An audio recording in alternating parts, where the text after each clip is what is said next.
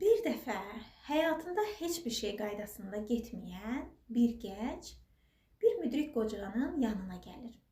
Çox bədbəxt olduğunu, işlərinin yolunda getmədiyini, hər şeyin ona əziyyət verdiyini söyləyir.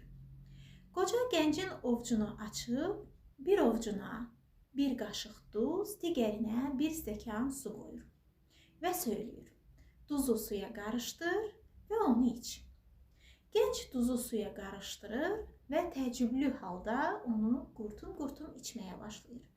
Qoca soruşur: necə idi? Gənc iyrənc bir üz ifadəsi ilə çox iyrənc idi, dəhşətli idi deyir. Daha sonra qoca heç bir söz demədən yenə gəncin əlinə bir qaşıq duz tökür və gölü göstərir.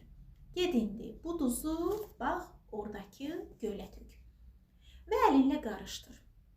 Gənc gedir, duzu gölə tökür və qarışdırır. Qoca yenə bildirir: indi əyil, həmin gölün suyundan iç.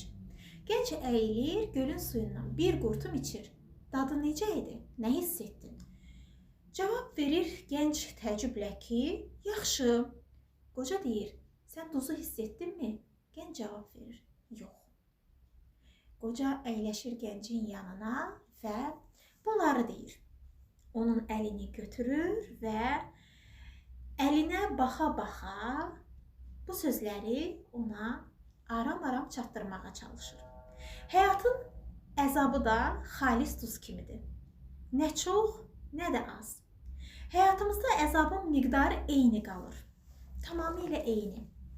Ancaq onun miqdarı da bizim onun içərisinə qoyduğumuz qabdan asılıdır. Yəni biz o duzu hansı qabın içinə qoyuruq, ondan asılıdır. Beləliklə, sən əgər əzab-əziyyət içindəsənsə, etməli olduğun yeganə şey düşüncəni böyütməkdir. Stəkan olmaqdan qurtul. Stəkan olmağa yoxdur. Göl ol.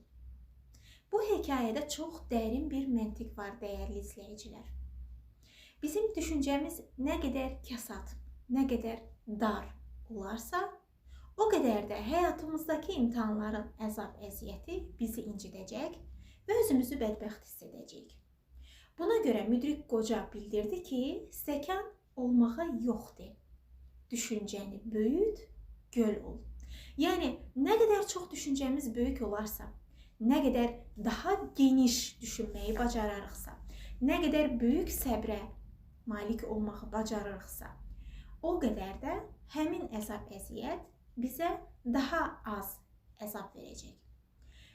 Duzun miqdarı da elə həyatımızdakı imtahanların miqdarı qədərdir. Miqdar dəyişməyəcək. Məsələ bizim ona olan baxışımızı dəyişməkdən gedir. Düşüncələrinizi, baxışınızı, səbrinizi böyüdün ki, stəkan olmayasınız, göl olasınız və heç bir imtahan sizə əzab verməsin.